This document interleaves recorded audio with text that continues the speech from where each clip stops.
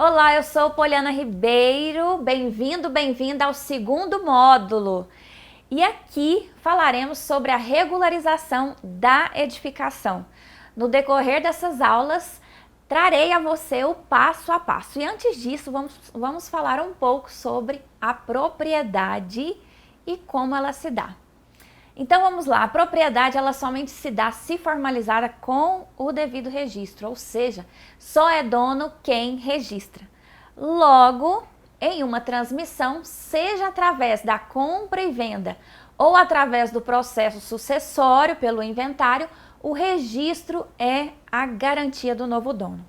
Sem o registro, o detentor da posse fica à mercê de vários infortúnios, tais como alguém invadir seu imóvel, perdê-lo através da uso capião, em caso de dívida do antigo proprietário, o mesmo poderá ser objeto de penhora e, além de outras situações, o imóvel poderá ser vendido novamente, sem a ciência do proprietário de fato.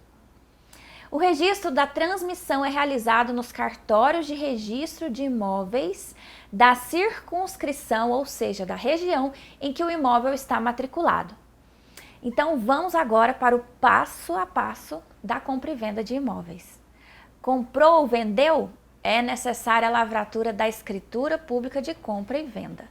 O contrato de compromisso de compra e venda ou contrato de gaveta, como eu já disse aqui, e reforço para você, não é revestido da segurança que o negócio exige, bem como não confere o justo título ao adquirente. E o segundo passo é o ISTI ou ITBI, Imposto sobre Transmissão Imobiliária. Esse é um imposto municipal e sofre variação da alíquota a depender do município. Normalmente as alíquotas variam entre 2, 3, 4% sob o maior valor venal ou negociado.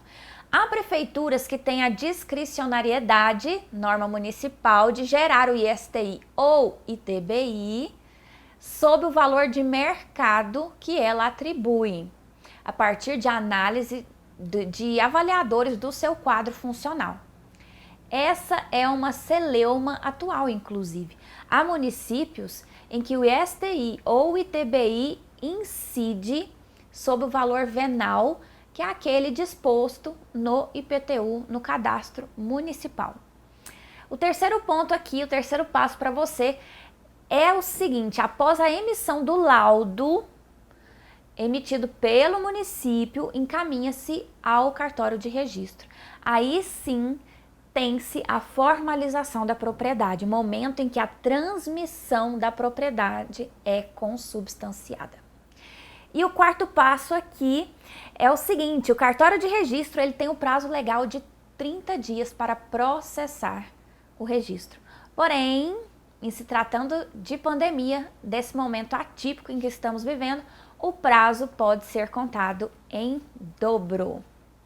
Interessante, principalmente para clientes que não conhecem o procedimento, é solicitar uma certidão de matrícula atualizada pós-registro, para que tenham a aquiescência acerca da formalização da propriedade, ou seja, para confirmar, verificar que o imóvel está em nome dele.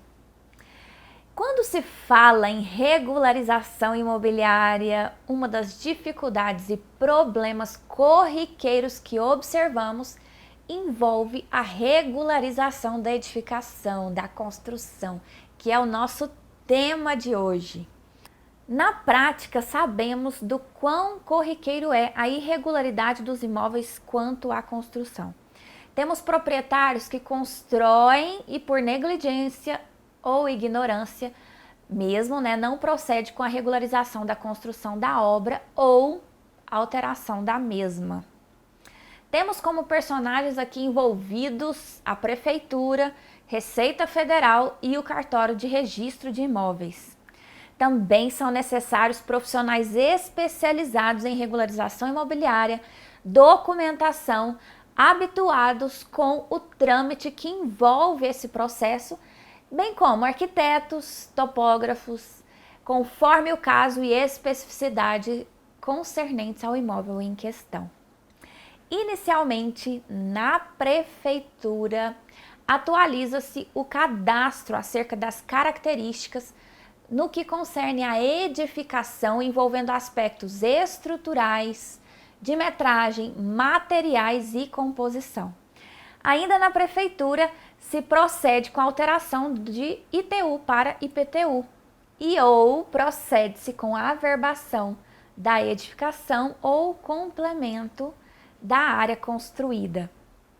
Então, o primeiro passo aqui para iniciar com a regularização da edificação envolve a retificação do cadastro deste imóvel, que é ato declaratório do proprietário ou procurador. Em algumas municipalidades, esse documento se intitula BIC, Boletim de Informações Cadastrais.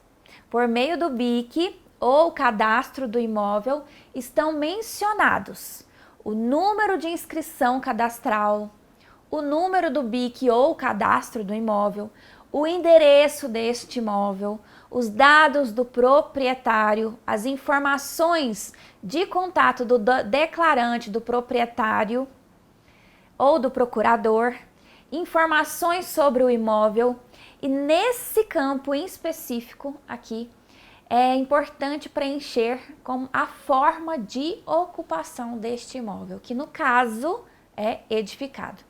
Outro campo importante que aparece neste documento são as informações sobre a edificação. E aqui está, o pulo do gato. Aqui o imóvel ele será especificado, determinando o seu tipo, por exemplo, se é casa, condomínio horizontal, predial, o piso, revestimento interno, a cobertura, o telhado, a posição do imóvel no terreno, o forro, acabamento interno, conservação, estrutura, se é alvenaria, se é de madeira, por exemplo, a instalação elétrica, se é embutida ou se é exposta, o revestimento externo, se há asfalto ali na região, na rua do imóvel, as esquadrias, se são de alumínio, enfim, do material, se são de madeira, instalação sanitária, acabamento externo e instalação de iluminação pública, certo? Então, uma vez retificado o cadastro do imóvel ou o BIC, preenchendo a área edificada, os materiais utilizados, a estrutura, bem como a área edificada, inicia-se o processo junto à municipalidade, solicitando a alteração de territorial para predial e, em seguida, uma vez finalizado esse processo, a averbação da edificação. Para tanto, alguns documentos são essenciais.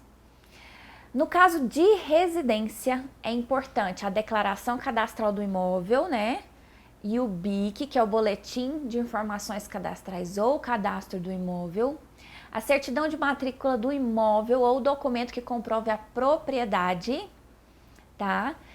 E com o reconhecimento de firma, tá? Ou cópia autenticada, RG, CPF ou CNPJ do proprietário ou procurador, projeto arquitetônico, caso tenha, ou croquis e desenho. Em caso de edifício, são necessárias a declaração cadastral de imóvel e BIC, a certidão de matrícula do imóvel ou documento que comprove a propriedade, o RG, CPF ou CNPJ do proprietário ou procurador, termo de habite-se, quadro de área registrado em cartório e o projeto arquitetônico, certo? Em caso de condomínio horizontal, é necessária a declaração cadastral do imóvel e BIC, certidão de matrícula do imóvel ou documento também que comprova a propriedade, RG, CPF, CNPJ do proprietário ou procuradores, a procuração, projeto arquitetônico aprovado, se for o caso, e o quadro de áreas também registrado em cartório, ok? Há prefeituras em que é possível protocolizar os dois processos concomitantes, de alteração de territorial para predial e a averbação da edificação. Lembrando que a alteração de territorial para predial implica, né, no cessamento da obrigação tributária em recolher o ITU e passar, sim, a recolher o IPTU. Uma vez finalizado o processo de averbação de edificação, 2 certidões serão emitidas pelo município. Uma é a certidão de averbação e a outra é a certidão de lançamento. Essas 2 certidões serão encaminhadas à Receita Federal para a segunda etapa, juntamente com os demais documentos que foram protocolizados junto à Prefeitura, certo? Então, até a próxima aula que falaremos sobre o processo na Receita Federal. Até lá!